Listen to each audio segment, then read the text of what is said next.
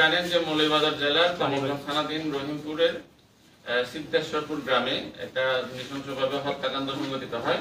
যে রাফি নামে একজন ব্যক্তির গলা কাটা লাশ আমরা উদ্ধার করি। তখন সেখানে আমরা শ্রীমঙ্গল সার্কেল সহ আমরা টিম সেখানে মুভ করি এবং ওখানকার যারা স্থানীয় এবং আশেপাশে যারা আছে তাদের সাথে কথা বলি, তাদের বক্তব্য নিই এবং যে ব্যক্তি মারা গেছেন তার মা এবং তার ভাইকে, তার ছোট ভাইকে আমরা আমাদের হেফাজতে নিই।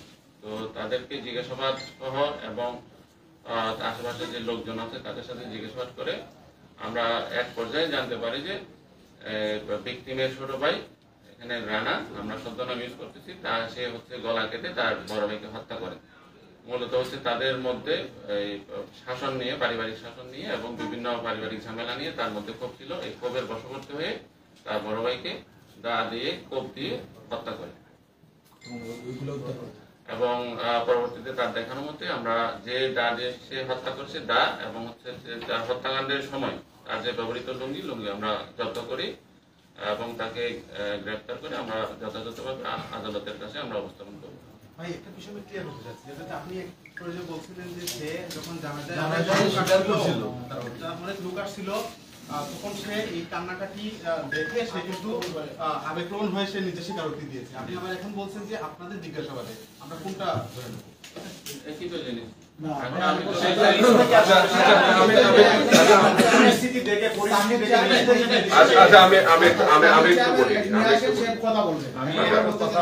তদন্তের আমি একটু বলি, উনি যেটা বলছে আমি একটু ক্লিয়ার করি। সেটা হচ্ছে তদন্তের কিন্তু অনেকগুলো লেয়ার আছে, ঠিক আছে? তদন্তের কিন্তু অনেক লেয়ার। একটা হচ্ছে প্রাথমিক ইনফরমেশন, এটা যাচাই করার পরে এটা হয় ইন্টেলিজেন্স, ঠিক আছে?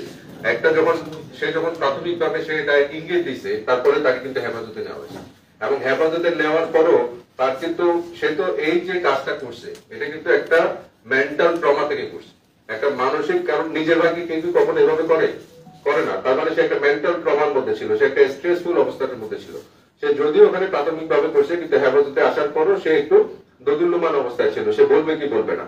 কিন্তু এখানে additional SP, crime and ops, circle এবং ওসি তারা নিবিড় জিজ্ঞাসাবাদে এক পর্যায়ে সেখানে উপস্থিত ছিল সাবেক চেয়ারম্যান যিনি, তিনিও ছিলেন। এক পর্যায়ে সে এটাতে অনুতপ্ত হয়, অনুতপ্ত হওয়ার পরে সে ঘটনাটা আসলে স্বীকার করে।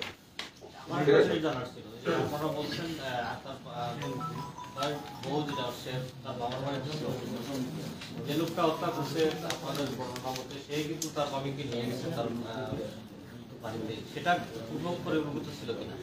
সেটা পূর্ব পরিকল্পিত ছিল কিনা যে তার ভাইকে হত্যা করছে? এটা ওরকম আসলে পূর্ব পরিকল্পনা, এটা আসলে যেটা অলরেডি কিন্তু নোবেল কিন্তু ব্যাখ্যা করছে সেটা হচ্ছে যে এই সমস্ত মানসিক দ্বন্দ্বগুলো কিন্তু একদিনে হয় না, এটা দীর্ঘদিনের একটা পরিক্রমায় হয়। এটা বিগত বেশ কয়েক বছর ধরে বড় ভাই যখন তাকে শাসন করতেছিল তার ভেতরে মনে মনে একটা কিন্তু ক্ষোভের জন্ম নিয়েছিল, ওই ক্ষোভেরই কিন্তু বহিঃপ্রকাশ এটা হয়েছে। কিন্তু ওর ফ্যামিলিকে যে সে উদ্দেশ্য প্রণোদিত ভাবে নেওয়া হয়েছে বিষয়টা আসলে তেমন না আর কি। আমার সর্বস্ব একটা বিষয় দেওয়া ইচ্ছা যে আমার একটা পরিসংখ্যান ছিল যে থেকে আগস্টের প্রায় 5 তারিখ প্রায় 10 তারিখে যারা আপনার শুরু করে আপনার 25টা এটা আমি বিভিন্ন তথ্যপত্র আমার পরিসংখ্যান থেকে মূলত এগুলো নানাভাবে হয় যে আপনাদের প্রমাণ মানসিক বিভিন্ন সমস্যা থাকে এবং পারিবারিক কলহ থাকে, এতে হত্যাকাণ্ডের বর্ণনা করতে। কিন্তু বাংলাদেশ পুলিশের পক্ষ থেকে আসলে এদেরকে কাউন্সিলিং করার কোনো আপনাদের কোনো সিস্টেম আছে কিনা, বা এগুলো উদ্বুদ্ধ করার জন্য মানুষকে কেন এই যে হত্যাকাণ্ডের ঘটনা ঘটে মানসিকভাবে তার বা বিভিন্ন সাইকো প্রবলেম থাকে, এইসব নিদর্শনে কি আপনাদের কোনো কাজ করতে করার কোনো ওয়ে আছে? আসলে পারিবারিক কলহ বা মানসিক অস্থিরতা এটা তো আসলে ডিপেন্ড করে বিভিন্ন সিচুয়েশনের উপরে। আপনারা এখন খেয়াল করলে দেখবেন যে হাতে হাতে স্মার্টফোন, ইন্টারনেটের সহজলভ্যতা। আমি দীর্ঘদিন সাইবার ক্রাইমে কাজ করছি, এই জিনিসগুলো আমি অনেক আগে থেকে অবজার্ভ করছি। এই যে দীর্ঘক্ষণ যে স্মার্টফোন বা ফোনের প্রতি যে আসক্তি, এটার কারণে কিন্তু ব্রেইনে এক ধরনের স্ট্রেস করে। আমাদের শরীর থেকে যে ডোপামিন যে নিঃসরণ হয়, আপনারা অনেক হয়তো জানেন যে ডোপামিন ডিটক্স বলে একটা কথা আছে। আমাদের শরীরে ডোপামিন যখন আমাদের নিঃসরণ হয় তখন কিন্তু আমরা অস্থির হয়ে যাই। মানুষের সাইকোলজি এটাই বলে, মানুষ যখন অস্থির হয়ে যায়, সমাজে যখন অস্থিরতা বেড়ে যায় তখন কিন্তু এই ধরনের কর্মকাণ্ডগুলো বেড়ে যায়। এবং আপনি যেটা বলছেন, হ্যাঁ নিঃসন্দেহে কিছু হয়তো পারিবারিক কলহ এবং জায়গা জমি সংক্রান্ত কিছু ক্যাজুয়ালিটিস অবশ্যই বাড়ছে, কিন্তু প্রতিটা ঘটনা কিন্তু ডিটেক্ট করা হয়েছে দ্রুততম সময়ের মাধ্যমে। এবং সবচেয়ে বড় কথা, আমাদের মাননীয় police super MK. Jahangir Hossain sir তার নিবিড় তত্ত্বাবধানে এবং তার নির্দেশনা অনুযায়ী এখানে টিম ওয়ার্কের মাধ্যমে, ক্রাইম এন্ড অপস আছে, সার্কেল আছে, ওসিদের এবং টিভির সহায়তায় টিম ওয়ার্কের মাধ্যমে প্রতিটা ঘটনা দ্রুততম সময়ের মধ্যে কিন্তু ডিটেক্ট, আইডেন্টিফাই এবং আসামি গ্রেফতার করা হচ্ছে। আর পুলিশের পক্ষ থেকে যেটা করণীয়, আমরা এখানে বিট পুলিশিং করছি, আমরা কমিউনিটি পুলিশিং করছি, আমাদের অফিসার ইনচার্জরা বিভিন্ন স্কুল কলেজে ভিজিট করছে, কিন্তু এটা যথেষ্ট না। এটা ইন্ডিভিজুয়াল অ্যাক্টিভিটিস লাগবে। আমার ফ্যামিলিতে বা আপনার ফ্যামিলিতে আমাদের সন্তানরা আসলে কি করতেছে, তারা কোথায় যাচ্ছে, কাদের সাথে মিশতেছে, সে কি কোনো মানসিক অবসাদে আক্রান্ত কিনা, এটা কিন্তু প্রতিটা অভিভাবকের কিন্তু ব্যক্তিগত দায়িত্ব। আমরা প্রাতিষ্ঠানিকভাবে আমরা অবশ্যই আমাদের মতো করে আগাচ্ছি, কিন্তু এটা আপনাদের প্রতি অনুরোধ থাকবে, আপনারা যেহেতু সমাজের দর্পণ হিসেবে কাজ করেন, আপনারাও কিন্তু এই মেসেজটা সবার মধ্যে ছড়িয়ে দিতে হবে যে ব্যক্তিগতভাবে কিন্তু আমরা আমাদের নিজেদের দায়িত্বগুলো পালন করতে হবে। আমাদের সন্তান এবং যারা ছোট ভাই বা এই ধরনের আছে তাদের প্রতি আমাদের খেয়াল রাখতে হবে।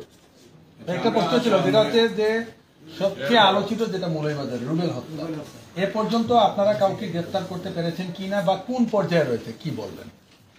হ্যাঁ, আরেকটি আলোচিত ঘটনা যেটি, সেটি নিয়েও আসলে কাজ চলছে। সেটি নিয়েও আমাদের থানার অফিসার ইনচার্জ সার্কেল সহ ডিবি সহ আমরা টিম ওয়ার্ক করছি এবং হোপফুলি আমরা দ্রুততম সময়ের মধ্যে এটা আমরা আপনাদেরকে নিশ্চিত করতে পারবো যে কে বা কারা এটা করছে। কিন্তু সর্বস্তরে এবং সর্বতভাবে আমাদের সকল ধরনের প্রচেষ্টা অব্যাহত আছে। দুইজনকে আপনারা জিজ্ঞাসার জন্য আটক করে, তারা কি আছে না ছেড়ে দিচ্ছে? আসলে একটা মামলা বা একটা যে কোনো ঘটনা ডিটেকশনের জন্য অনেক সময় হেফাজতে নিতে হয়। হ্যাঁ, তো হেফাজতে হয়তো নেওয়া হয়েছে। মূল ঘটনা আমরা আপনাদেরকে জানাবো সকালে।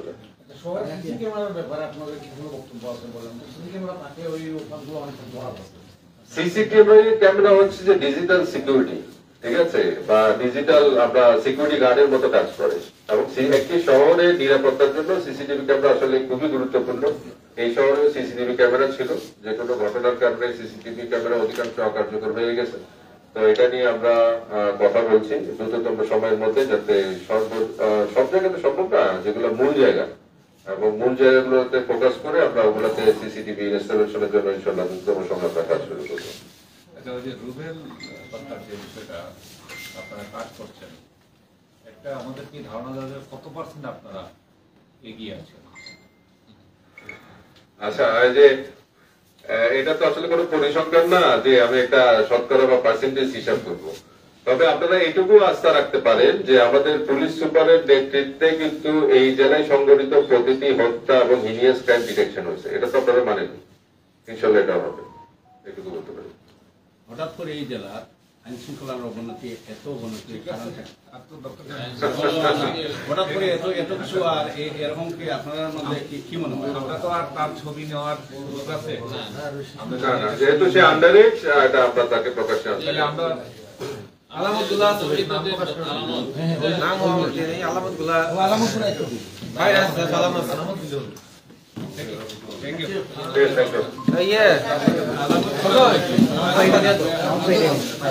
ভাই নাস্তা আছে।